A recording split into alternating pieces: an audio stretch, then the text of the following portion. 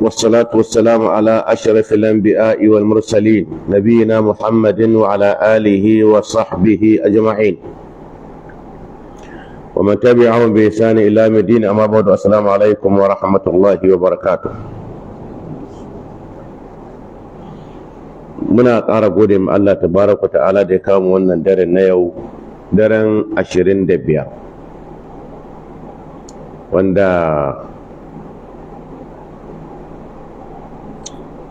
yake a cikin dararrakin goman ƙarshe na Ramadanan 1444. Burin fara da addu'a. Ya Allah, muna roƙonka don sunayenka masu tsarki da siffofinka maɗaukaka, Allah ka gafarta muna. Ya Allah, mu bayanka ne, kai ka halicce mu kuma kai mana ni'ima ta musulunci. Allah, muna roƙonka ka azurta mu shiga aljanna firdausi tare da manzon Allah. Ya Allah, muna roƙonka Allah ka gafarta mu iyayenmu da kakanninmu da sauran al'umma musulmi baki ɗaya. Allah, muna roƙonka tabaraka wa ta'ala ka kare mu daga kunya da baƙin ciki da takaici da ganin arkani na duniyar lahira. Allah, muna roƙonka taron namu gaba ɗaya muna da buƙatu kuma ba wanda ke iya biyan buƙatoci mai buƙata sai kai ya Allah. Allah ka biya wa dukkanin buƙatunmu. Allah, muna roƙonka waɗanda suke neman haihuwa mai albarka, Allah ka ba su mai albarka. Waɗanda kuma suke da Allah subhanahu wa ta'ala ka sanya mai ‘ya'yan namun albarka. Waɗanda suke fama da rashin lahiya mai matsala, Allah muna roƙonka ka yaye muna. Waɗanda suke da lafiyar, Allah subhanahu wa ta'ala ka ƙara muna mai albarka.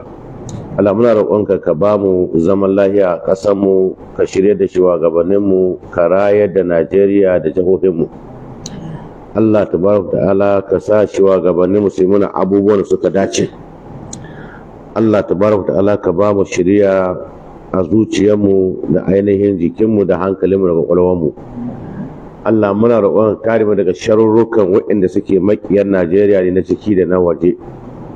Allah, muna roƙonka zaman lafiya madawwami a jihar Zamfara da sauran jihohin yamma da kuma jihar Borno da sauran jihohin gabas. Allah, ka ba mu zaman lafiya a kudancin Najeriya. Allah, muna da arziki a Najeriya nan namu, ga mu da zuriya, ga mu da yawa. Allah, ka haramta mana cin arzikin nan saboda wasu shugabanni da ka ba mu. Allah, muna roƙonka, Allah ka ba mu damar cin arzikin ƙasarmu da kanmu. Allah, ka sanya mu Najeriya albarka. Allah, ka albarkaci Abuja da sauran ƙasashenmu na musulunci. ‘Yan uwa masu girma, tattaunawa ba za ta daɗe ba kamar da aka riga aka sani. Wanda ita ce tattaunawa ta 5 idan ban manta ba. Tambihi ne muke yi. Yana daga haƙoƙan manzon Allah sallallahu alaihi wa alihi wa sallam a kanmu. Haƙoƙan manzon Allah sallallahu alaihi wa alihi wa sallam a kanmu. Na ɗaya, mu haddace. Yana daga, ban ce wai duka ba, a'a, yana daga cikin haƙƙin ni, haƙƙina ni da kai da ke da ku da duk wani musulmi a duniya, haƙƙi ne a wuyansa game da manzon Allah, shine as-sam'u, ji. Idan manzon Allah yana raye, to idan manzon Allah yana magana dole kowa ya saurara ya ji abin da yake faɗa. Idan manzon Allah baya raye, idan ana karanta hadisin Annabi Muhammad, to dole ka aje komi. Idan oganka ya kira waya, to ka kife waya, ka san yadda za ka yi. Dole ka saurari hadisin manzon Allah. Na biyu shine da'a. Kana jin umarnin manzon Allah, kana ji kuma ka fahimta, to baka da abin da ya rage sai da'a. Na uku shine alittiba, bi, koyi. Da'a daban, koyi daban. Akwai mace tsakanin abubuwan guda biyu. Yanzu manzon Allah sallallahu alaihi wa alihi wa sallam ya ce mu nemi lailatul qadari a cikin dareren goman ƙarshe, musamman a mara, daren 21, daren 23, daren 25, daren 27, daren 29. Mu farkar da iyalanmu, mu tsayu a masallaci, mu kwana muna sallah. Kaga mun yi da'a ko? Ga alhamdulillah ga mu, to sai kuma koyi. To yaya manzon Allah ya tsaye da daren? To nan ne koyi zai taso shi kuma. An gane bambanci tsakanin da'a da koyi? Koyi shine shin za mu zo mu ta sallah dai muna karatu muna addu'o'i kamar yadda manzon Allah ya yi, ko za mu nemo ganga, mu nemo kanofi mu kafa, mu nemo ɗaya kaɗir kan su fi kuma aji, ana kiɗa ana rawa, ana raba cingam, ana raba minaras. Wannan ba koyi ba ne. Koyi shine wannan wanda muke yi. Da haka haƙƙi na farko na manzon Allah gare mu, gare ni, gare ka, gare ki, da duk wani musulmi masoyi annabi Muhammadu mai son Allah da annabi, saurare, da'a, koyi da kuma almahabba, so ka ji kana son manzon Allah, ka ji ba ka son wani halitta in ba Allah ba bisa ga manzon Allah. Shi haƙƙi na hudu. Haƙƙi na biyar shine adamu idra'ihi, rashin zugubuta manzon Allah, rashin zugubutawa. Wato son da za ka yi mashi, da da'ar za ka yi mashi, da saurare da koyi, da kuma banda zugubutawa, banda kamba ma wadda ta wuce gona da iri. Kar ka ɗauke shi ka ɗora shi akan ka ba shi sifa ta Allah, kar ka ba shi sifa ta Allah, ka bar shi na a matsayin halittar Allah, bawan Allah, manzon Allah, wanda ya kowa daraja a wurin Allah, bayan imani da manzon Allah. To sai mu lissafa yau haƙoƙan da muka faɗa: haƙƙin saurare, haƙƙin ɗa'a, haƙƙin bi, haƙƙin so, haƙƙin rashin zugugutawa, da kuma haƙƙin yin imani da shi. Shi ne na farko, amma sai kuma ka jinkirta shi daga baya. Wa'annan haƙoƙa guda shida su ne haƙƙi na kowane musulmi, na kowace musulma game da haƙƙin manzon Allah sallallahu alaihi wa alihi wa sallam. Ina dalili? Allah tabaraka ta'ala ya faɗa a cikin suratul ahzabi aya ta 6, yace annabiyyu aula bil mu'minina min anfusihim. Annabiyyu aula bil mu'minina min anfusihim wa azwajuhu ummahatuhum. Babban magana kai. Allahu akbar. Fidaka abi ya rasulullah. Annabiyyu aula bil mu'minina min anfusihim. Annabiyyu, annabin nan Muhammad bin Abdullah bin Abdul Muttalib bin Hashim ila akhirih. To aula bil mu'minina ya fi cancanta ga mumunai min anfusihim bisa ga rayuwarsu. Annabiyu aula bil mu'minina min anfusihim. Annabi ya fi cancantar. Ya zai fasara wannan aya ne. Annabi ya fi cancanta gare ka bisa ga ranka. Wa azwajuhu ummahatuhum. Matayen manzon Allah na aure iyayensu ne, su suwa mumunai. Annabiyyu aula bil mu'minina min anfusihim wa azwajuhu ummahatuhum. Annabi ya fi cancanta bisa ga ranka. Wato ai muna son rayuwar mu ko? To ka hison manzon Allah bisa ga rayuwarka.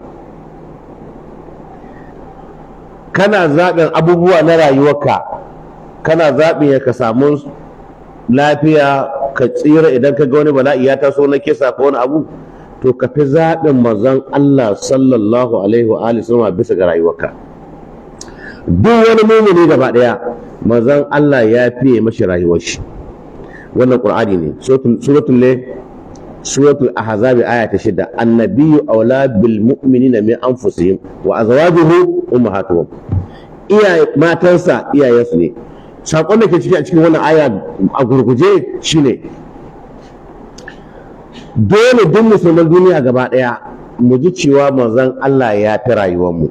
Shi yasa duk mutumin da ya zagi manzon Allah to yanzu ya riga ya gama wato jawo ma kansa matsalar da ba mai iya mashi maganinta, ba don komi ba saboda ni manzon Allah ya fi rayuwata. Da a ce ga riga wanda ya zagi manzon Allah muna rayuwa wuri guda to ƙara ni in mutu shi ya rayu ko kuma shi ya mutu ni in rayu, amma ba zan yi a haɗa wuri guda ba, domin annabi awla bil mu'mina min anfusihim. To yanzu idan aka ce manzon Allah ya fi rayuwarka muhimmanci kai gare ka, kuma haka ya kamata ka riƙe shi, haka muke riƙon manzon Allah. Yanzu ni a nan da gaske ina jin cewa na fi son manzon Allah bisa ga rayuwata, kai kana jin cewa lallai ka fi son manzon Allah bisa ga rayuwarka, ke kina jin cewa da gaske tsakaninki da Allah ke fi son manzon Allah bisa ga rayuwarki tsakani da Allah. Haka muke? Idan haka muke alhamdulillah, idan ba haka muke to dole mu gyara mu'amalarmu da dangantakarmu da manzon Allah. To ga misalai cewa an kai annabi Muhammad sallallahu alaihi wasallam ya fi cancanta bisa ga rayukanmu, to ina magana batun kuma ra'ayi. Annabi Muhammad sallallahu alaihi wasallam ya zo da alqur'ani, ya zo da sunna, sai annabi ya ce ga yadda za ka yi alwala, sai ka isko gidanku ga gado ku ga da kuke alwala, me ya kamata gare ka? Annabiyu aula bil mu'mina min anfusihim, sai ka watsar da alwala da ka isko ana yi, sai ka yi ta manzon Allah. Sallar ka dole ta zama irin ta manzon Allah. Gashin jikinka wannan ba ka ba aske gemi, domin annabi Muhammadu aula bil mu'mina min anfusihim. Ba maganar wai a ce wai ra'ayinka ya saba ma karantawar manzon Allah ba, a'a kai rayuwar taka ma gaba daya ka yadda ka haƙura da ita saboda annabi Muhammadu. Suturarka kar ka yadda in kai namiji ya ta wuce idon sawu, domin annabi wa Allah bil mu'minin min anfusihim. Kuma ba za mu taɓa zama mu ba ne ba sai mu riƙe wannan, mazan mu da matan mu, harkar kasuwancinmu, harkar siyasarmu, harkar iliminmu, harkar aurenmu, harkar komi namu na rayuwarmu gaba ɗaya, harkar tsaro, harkar soja, harkar kiwon lafiya gaba ɗaya za mu zaɓi wadda manzon Allah ya zo da ita, mu bar duk wani abin da ya sa a annabi Muhammad. Dole ne wannan, ba wata makawa. Wannan shine matsayin manzon Allah sallallahu alaihi wa alihi sama na farko game da al'ummar musulmai. Al-Imam al-Bukhari da yazo na fassara wannan aya a cikin Sahih al-Bukhari sai koro isnadin sa zuwa ga Abu Hurairah, sai yake cewa sallallahu alaihi wa alihi wa sallam, ma min mu'minin illa wa ana awla an-nasi bihi fi ad-dunya wal akhirah. Annabi sallallahu alaihi wasallam ce babu wani mumuni sai face ni na hi cancanta a gare shi a duniya da lahira. Yace ikra'u in kun so ku karanta annabiyyu aula bil mu'minina min anfusihim. Annabi ya hi cancanta mumuni bisa ga kansu, kowane mumuni to annabi ya fi zama haƙƙinsa ya hi girma bisa ga haƙƙin rayuwarsa. Fa ayyuma mu'minin, duk wani mumini tare kamalan da ya mutu ya bar dukiya, falyarithu asabatuhu man kanu, waɗanda za su gaje shi su gaje su ko suwa ne idan ya mutu ya bar dukiya.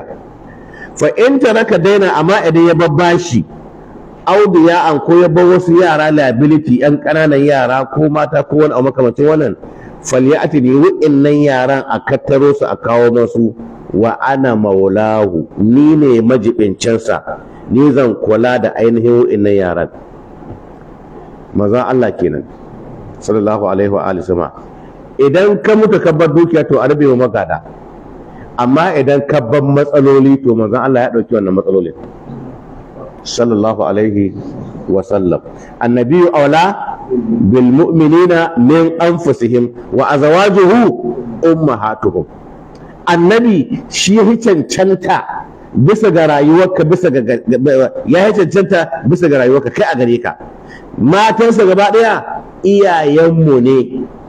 Wannan shine Annabi Muhammad sallallahu alaihi wa alihi wa sallam. Da anan ne zai nuna muna cewa akwai wajabci ba dan muna jin daɗin mu faɗa ba, saboda akwai wani aiki da ke gabanmu wanda ya yi wannan.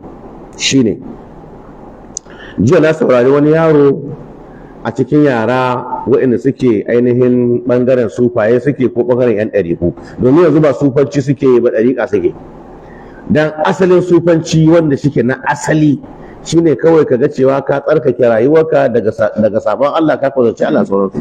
Amma yanzu ɗariƙa suke, sai yake cewa ba dan shehuwa ne ba, wani shehi ne yake yana garin Bauchi, ba dan shehuwa ne ba da yanzu muna nan da ɗangalallen wando da isuwaki muna ci. Saboda haka shehuwa da shi ya taimake mu muka nisanci sunnan Annabi Muhammad. Alfahari yake yi, ba dan shehuwa ne ba da yanzu muna nan da ɗangalallen wanduna da isuwaki muna ci. Ai kaga isuwaki sunnan wace? Ɗangalallen wando a sa wando nisfu saƙi rabin ƙwari sunnan wace? Sunnan manzo Allah ce, kun tabbatar? To shi wanda yaro yake alfahari ba dan shehuwa ne ba da yanzu Najeriya matasa kabɗinsu suna nan suna bin sunnan Annabi Muhammadu. Amma yanzu sun yi sa'a, shehuwa ne ya raba su da Annabi Muhammadu.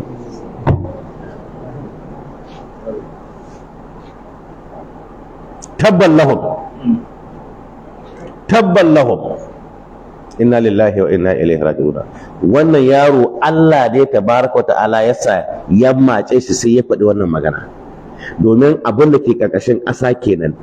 Ko yanzu sake mai ta muku, in dai sufaye na Najeriya nan ba su tuba ba, suka gyara aƙidarsu, suka koma suka bi manzon Allah, suka zaɓi umarnin manzon Allah, suka zaɓi karatun manzon Allah, to gajiya suke yi da shan ƙawayen kunu su zo su daina sallah, su daina karatun alƙur'ani, su daina zuwa haji, su daina umra, su daina azumi, za su lalace gaba ɗaya.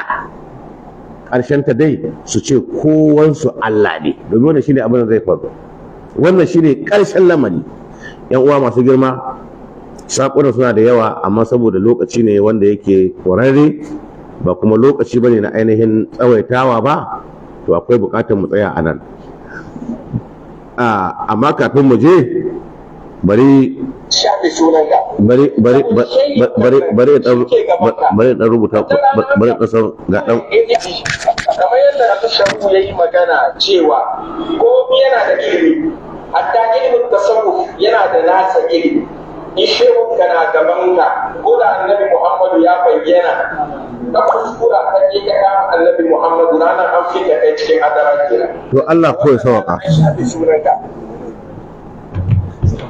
Wallahi jama'a, bar in gaya muku, na rantse da Allah ban buƙatar ina wa'azi in taɓa wata ƙungiya ta musulunci ko wani abu. Wallahi in ka yadda wannan shi ne abin a zuciyata, in baka yadda ba shi ne abin a zuciyata. To amma yanzu dan Allah mai wannan bakar aƙida sai mu yi shiru? Wai idan kana gaban shehinka ko manzon Allah ya zo, ba ruwanka da shi, shehinka ne wani abu.